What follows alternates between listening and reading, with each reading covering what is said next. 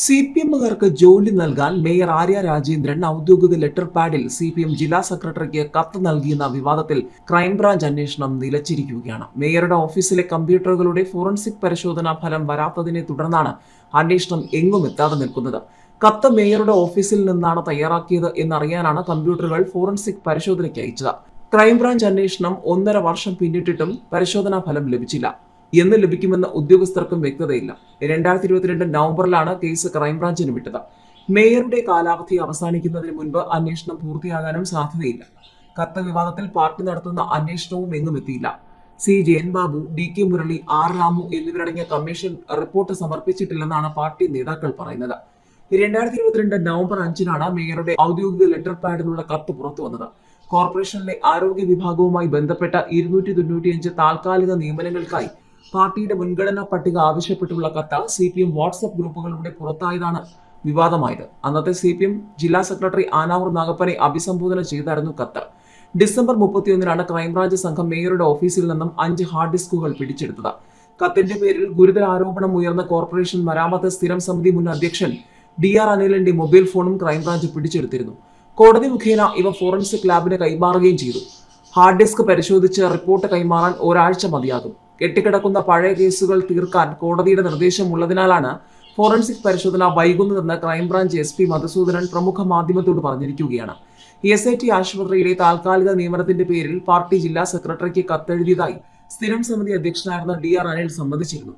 അനിലിനെ corporation സ്ഥിരം സമിതി അധ്യക്ഷ സ്ഥാനത്തു നിന്നും ആനാവൂർ നാഗപ്പനെ ജില്ലാ സെക്രട്ടറി സ്ഥാനത്തു നിന്നും മാറ്റി. താൻ എഴുതിയ കത്ത് നശിപ്പിച്ചെന്നാണ് അനിൽ പറഞ്ഞത്. മേയറുടെ പേരിൽ പ്രചരിച്ച കത്തിന്റെ യഥാർത്ഥ പകർപ്പ് കണ്ടെത്താൻ കഴിഞ്ഞിട്ടില്ല. താൻ ഉപയോഗിച്ച ലെറ്റർ ഹെഡ് എഡിറ്റ് ചെയ്താണ് കത്ത് തയ്യാറാക്കിയതെന്നായിരുന്നു മേയർ ആര്യ രാജേന്ദ്രൻ അന്ന് പ്രതികരിച്ചത്. ഇടം കൊണ്ടും തീർന്നില്ല. മേയർക്ക് നേരെ നിരവധി ചോദ്യങ്ങളാണ് ഉയർന്നു വന്നുകൊണ്ടിരിക്കുന്നത്. പ്രതിപക്ഷവും മാധ്യമങ്ങളും ഉയർത്തിക്കൊണ്ടിരിക്കുന്നത്. മേയർക്കെന്നല്ല, ഗതാഗത മന്ത്രിക്ക് പോലും വാഹനത്തെ നടു റോഡിൽ തടഞ്ഞു നിർത്താൻ അധികാരമില്ല. അതും സീബ്ര ലൈനിലാണ് മേയറുടെ വാഹനമെന്ന CCTV ദൃശ്യങ്ങളുമായി മാധ്യമങ്ങൾ രംഗത്ത് വന്നതോടെ വലിയ ചോദ്യങ്ങളാണ് മേയർക്ക് നേരെ ഉയർന്നു വന്നുകൊണ്ടിരിക്കുന്നത്. രാജ്യത്തെ ഏറ്റവും പ്രായം കുറഞ്ഞ മേയർ എന്ന് പറഞ്ഞുകൊണ്ട് CPM അവതരിപ്പിച്ച ആര്യ രാജേന്ദ്രൻ തുടക്കം മുതൽ ഏറ്റവും ഒടുവിൽ വാഹന വിവാദം വരെ വിവാദങ്ങൾ ആളിക്കത്തുകയാണ്. മാധ്യമങ്ങളും സോഷ്യൽ മീഡിയയും പഴയ സംഭവങ്ങൾ ഒന്നൊന്നായി പൊക്കിയെടുത്തിരിക്കുകയാണ്. നിയമന കത്ത് വിവാദത്തിൽ തിരുവനന്തപുരം മേയർ ആര്യ രാജേന്ദ്രൻ വലിയ പ്രതിഷേധമാണ് കണ്ടത്. തിരുവനന്തപുരം കോർപ്പറേഷനിലെ കത്ത് വിവാദത്തിൽ മേയർ ആര്യ രാജേന്ദ്രന് നേരെ അന്ന് ചോദ്യ ശരങ്ങളാണ് ഉയർന്നു വന്നത്. അവിടം കൊണ്ടും തീർന്നില്ല.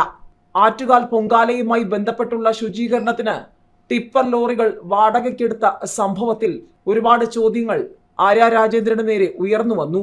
നികുതി തട്ടിപ്പ്, പൊങ്കാല വെട്ടിപ്പ്, ജാതി തിരിച്ച് കായികെട്ടിയും അങ്ങനെ ഒരുപാട് വിവാദങ്ങൾ തിരുവനന്തപുരം കോർപ്പറേഷനുമായി ബന്ധപ്പെട്ട് ചർച്ചയാക്കിക്കൊണ്ട് മാധ്യമങ്ങളും സോഷ്യൽ മീഡിയയും പ്രതിപക്ഷവും ഒക്കെ രംഗത്ത് വന്നിരുന്നു. രാജ്യത്തെ ഏറ്റവും പ്രായം കുറഞ്ഞ മേയർ എന്ന വിശേഷണത്തോടെ ആര്യ രാജേന്ദ്രൻ തിരുവനന്തപുരം നഗരസഭയുടെ തലപ്പത്തേക്ക് എത്തിയതിനെ വളരെ പ്രതീക്ഷയോടെ പലരും നോക്കിക്കണ്ടു. രാഷ്ട്രീയ പരിചയമില്ലെന്ന പ്രതിപക്ഷത്തിന്റെ ആരോപണങ്ങൾക്ക് രാഷ്ട്രീയമായും പ്രവൃത്തിയിലൂടെയും മറുപടി നൽകാൻ ആര്യയും പാർട്ടിയും ഒക്കെ ചില ഘട്ടങ്ങളിലെങ്കിലും ശ്രമിച്ചിരുന്നു. എന്നാൽ സ്ഥാനം ഏറ്റെടുത്തതിന് പിന്നാലെ ഒന്നൊന്നായി നിരവധി അഴിമതി ആരോപണങ്ങളും ക്രമക്കേടുകളുമാണ് തിരുവനന്തപുരം കോർപ്പറേഷനെതിരെ ഉയർന്നു വന്നത്. ആറ്റുകാൽ പൊങ്കാല ശുചീകരണ അഴിമതി, നികുതി തട്ടിപ്പ്, LED കരാർ തട്ടിപ്പ്, കെട്ടിട നമ്പർ അഴിമതി, പട്ടികജാതി ഫണ്ട് തട്ടിപ്പ്, ജാതി തിരിച്ച് കായികെട്ടി, അക്ഷരശ്രീ തട്ടിപ്പ്, അങ്ങനെ ഒന്നൊന്നായി മാധ്യമങ്ങളും പ്രതിപക്ഷവും സോഷ്യൽ മീഡിയയും പലതും ഉയർത്തിക്കൊണ്ടുവന്നു. പലതിനും ആര്യ രാജേന്ദ്രൻ മറുപടി നൽകി. പക്ഷെ പലതും ചോദ്യങ്ങളായി തന്നെ ഇപ്പോഴും നിൽക്കുന്നുണ്ട്. ഇതിനിടയിലാണ് MV ഗോവിന്ദന്റെ സാന്നിധ്യത്തിൽ ആര്യ രാജേന്ദ്രന് പാർട്ടി യോഗത്തിൽ വിമർശനം പോലും ഉയർന്നു വന്നത്, അതും ചർച്ചയായത്. CPM വിളിച്ചു ചേർത്ത സ്ഥിരം സമിതി അധ്യക്ഷരുടെ യോഗത്തിൽ മേയറെയും കോർപ്പറേഷൻ ഭരണത്തെയും വിമർശിച്ച് വനിതാ കൗൺസിലർ തന്നെ നേരത്തെ രംഗത്ത് വന്നതോടെ ഒരിടയ്ക്ക് നഗരസഭയിലെയും CPMലെയും പാർട്ടിക്കുള്ളിലെ ചോദ്യങ്ങൾ തന്നെയാണ് ചർച്ചയായത്.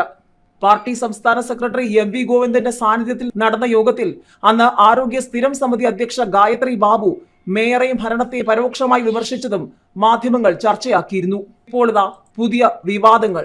തൊട്ടു പിന്നാലെ നിരവധി പേർ പഴയ സംഭവങ്ങളും പൊടിതട്ടിയെടുത്ത് രംഗത്ത് വന്നിരിക്കുകയാണ്.